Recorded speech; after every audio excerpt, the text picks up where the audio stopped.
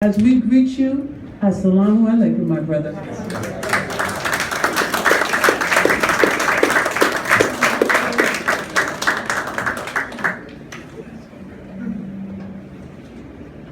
In the name of Allah, the Beneficent and Merciful, I thank Allah for raising the Most Honorable Elijah Muhammad for the resurrection and the development of the black man and woman in America.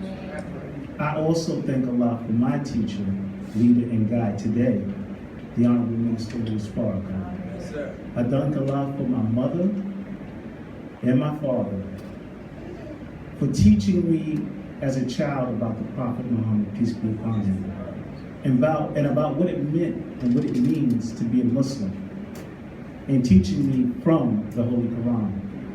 I gotta say, I'm nervous. And I'm gonna tell you why.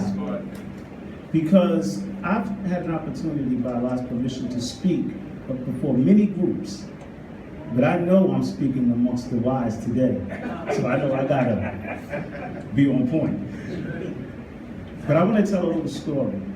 My father took his Shahada at Muhammad's Mosque number 7 when I was only a couple of months old. I was only a couple of months old when he accepted the teachings of the Honorable Elijah Muhammad with me in his arms. And I think that was very significant and forms the foundation for what I want to talk about today. But before I do that, I definitely want to thank Imam Abu Kareem and Masjid Khalifa Rahauf Abdullah and the Love That Love Produced Committee for even asking me to do a presentation today. I am truly honored by you. So I want to talk about the significance of my childhood and how it relates to what I do in terms of urban education today. First, for the first 7 years of my life, I did not know what a weak black man looked like. That was not part of my vocabulary.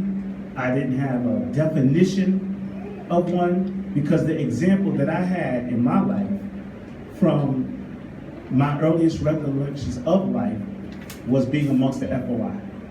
So I saw cleanliness, I saw discipline, I saw soberness, I saw vision, focus, and these things impacted me. In my home, we practiced a high degree of civilization.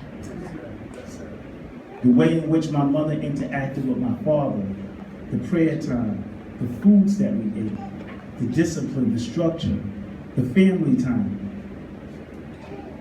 These were all foundations that helped develop my character that was different from my peers.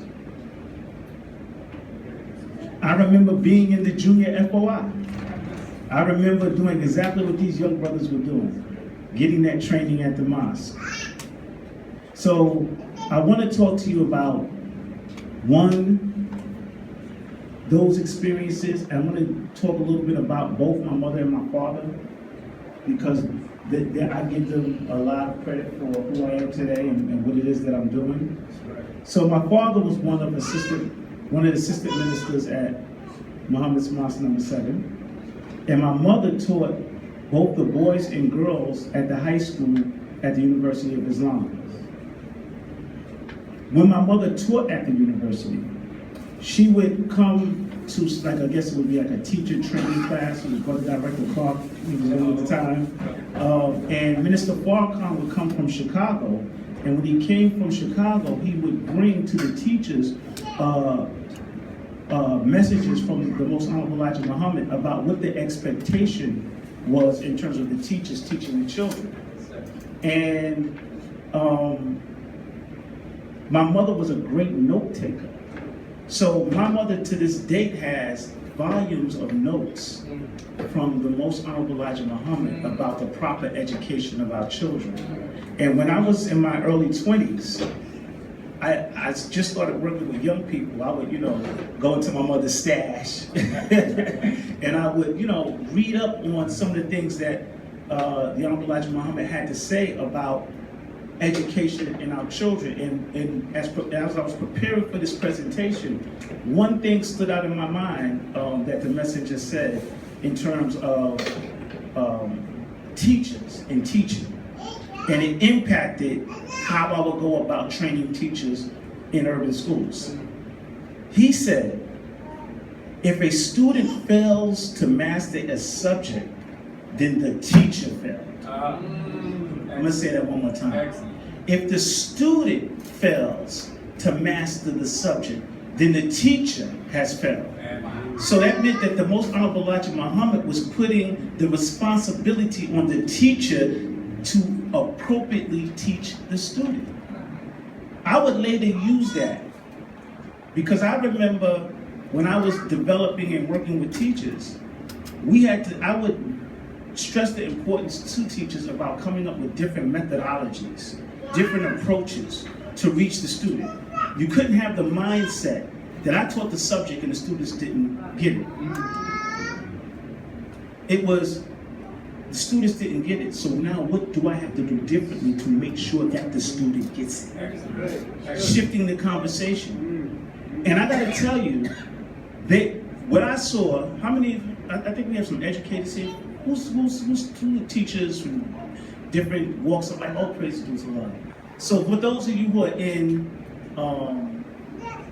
the public education system, you know that the big focus now, it used to be teacher-directed lessons, right? Teacher teaches it, the student has to quote what the teacher said, and then the teacher moves on to the next piece, and if the student didn't get it, oh well. Now the big term that has been used over the last, I would say 10 to 15 years is student outcomes. And it basically reinforces what the Most Honorable Elijah Muhammad taught, that if the student fails to master the subject, then the teacher has failed the student. So when we hear these terms that are being talked about in public education, know that it came from the teachings of the Most Honorable Elijah Muhammad. Right. So,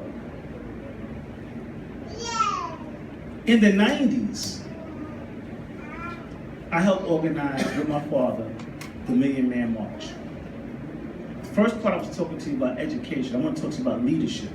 I'm getting to something, please bear with me. And after the march, I was chair of the Education and Youth Committee for the Million Man Women's March Coordinating Council of Queens. We organized college tours. We organized youth days. We conducted conflict resolution in terms of dealing with the young brothers in the street who had problems. Matter of fact, you recall there was a young man who was murdered at one of these strip clubs. And working with my father, as a young man, I had an opportunity to make sure that the friends of that young man didn't exact revenge, as you were talking about, brother, on the people at the strip club. And ultimately, we got that club shut down. And that was based upon our commitment to come back to the community and do something, you know, in terms of the pledge that we made at the march. And we would come back and then we would get involved. And then I had an opportunity to head up at Muhammad's Mosque number 7, the Junior FY program. I, along with Brother Elijah, worked together to take the juniors from number 7 drill team to Chicago, Savior's Day. We would compete every year. Every year, we would get number 2. We never get number 1, number 2. And we would go back and try harder, and ultimately we became the number 1 drill team in the country. And I believe right now, many of those junior FOI are now FOI, and they're the number 1 drill team in the country in terms of drill. So let's give them a round of applause for representation. But we didn't just stop there. We didn't just deal with the drill. We wanted them to be leaders, critical thinkers. So we taught those young brothers how to put on programs. We put a program on called How to Raise a Muslim Child in an Un-Islamic World. And we had panels. And we had panels of experts, of parents who successfully had raised their children, and their children were still on their deen. But also, we had panels of young people to give to the parents their experience in terms of what was pulling them when they went in and outside of these schools, so that there could be understanding and conversation.